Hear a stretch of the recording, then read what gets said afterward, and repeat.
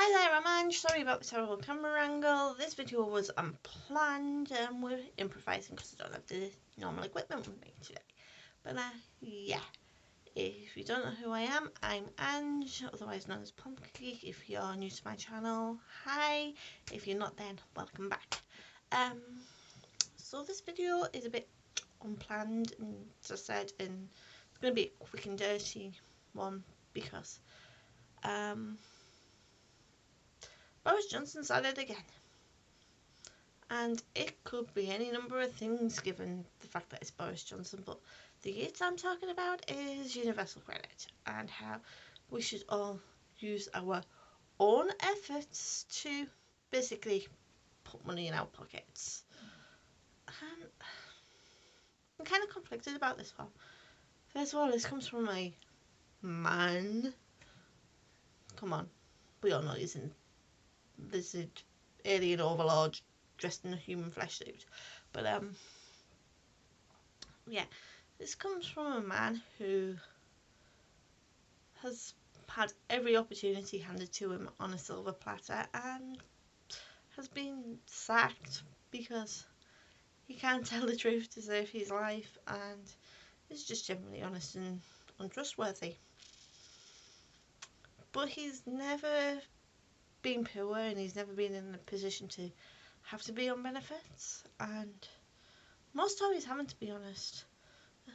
This also comes from a man who, rather than face Parliament about what we do about the situation in Afghanistan, he left to go meet with donors. So, what does that tell you about his standards? And don't forget, donors paid for his flat and he's funded by the taxpayer. Pretty much like universal credit claimants are funded by the taxpayer. The only difference is he's in a position of power and universal credit claimants are kept purposely on the down and out and in the poverty trap. Yeah. And Richie Sunak doesn't get a break here either because he's having a swimming pool and other things also being approved and funded by the taxpayer. Bunch of wankers. But let's break down the statement a little bit more and is it actually possible for us to do that as universal credit claimants? Basically, no.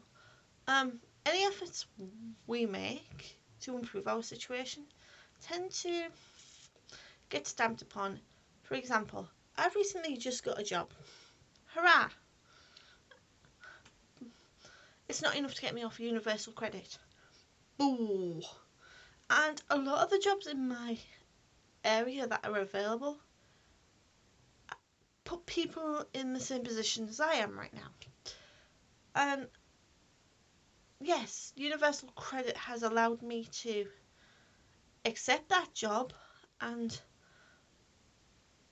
excuse me, that's Harry the Hen here saying hello. Has put me in a position where I am able to accept that job and is going to top up my wages. But if this is the standard of jobs that are out there for people at the moment, we can't exactly do a lot about that. That's up to employers to sort out, not as benefit claimants. Or if we try to improve our situation in another way, say through education, have you seen the standard of courses that are available to people on universal credit? Honest to God, if you took them along to an employer, they're not worth the paper that the print is on, and I have been told that by employers when I've interviewed in the past. I just don't even bother putting them on my CV now. I mean, yes, maths and English, maybe, but it puts you as the same standard as a 14-year-old, and it doesn't put you in the same standards as a GCSE candidate, for example.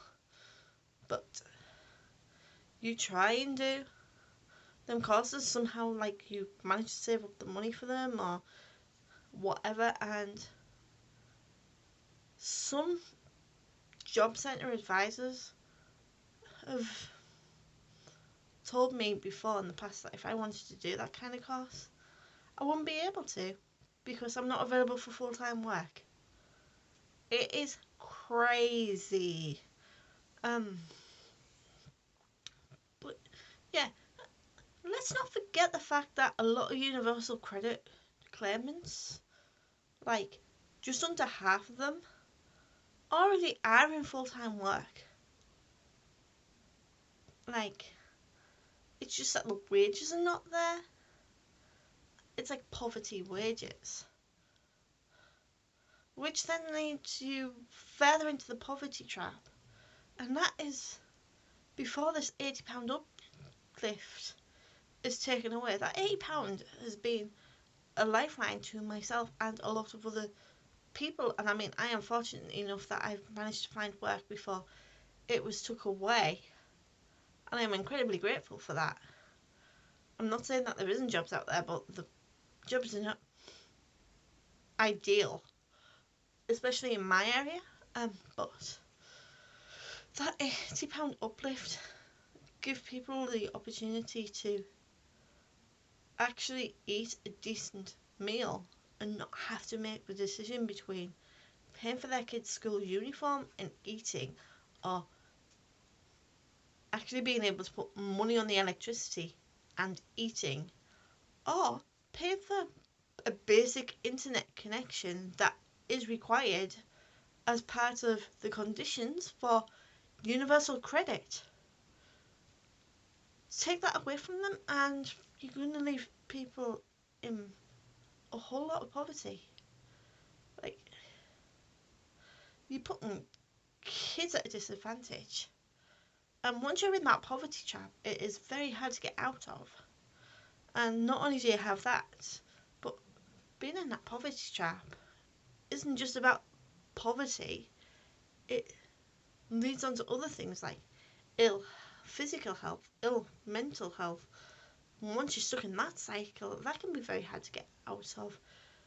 If you haven't got the opportunities to improve yourself through, say, education, or to enable you to get a better job, that leads to difficulties.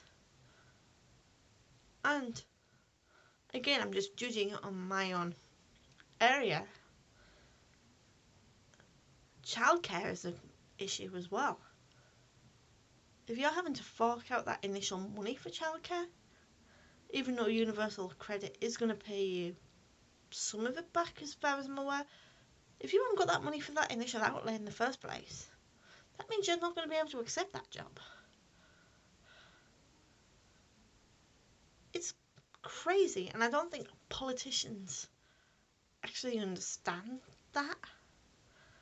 I would honestly love, and I know some of them have played at it in the past, like Michael Portillo has done Ursula Ways Live with people on benefits for, I think it was like a week or whatever, and they've played at it, and like a lot of them have said, oh, I could do it, but like, make them live in our shoes for a month. Make that a condition before they're allowed to accept, you know, a job in Parliament.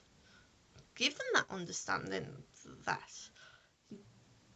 make them live on benefit money and don't give them access to like stuff they already have in terms of finances, resources, food cupboard basics. See how well they cope. I doubt they would, as well as what they're expecting people to do now. And that's before you get into the fact that we are putting children in poverty. How's that meant to be uplifting people? If you're putting children into the worst start in life, I don't know. I'm just curious as to what their thinking is. Anyways, that's just what I've got to say on the matter. This wasn't the video I was planning on making. I'll probably make that video and put it up as a bonus video, but yeah. Until then, I've been Ange. I will see you next time. Thanks for watching. If you liked it, give it a thumbs up. If you didn't, give it a thumbs down. It's all good feedback for me, and I will see you next time. Bye.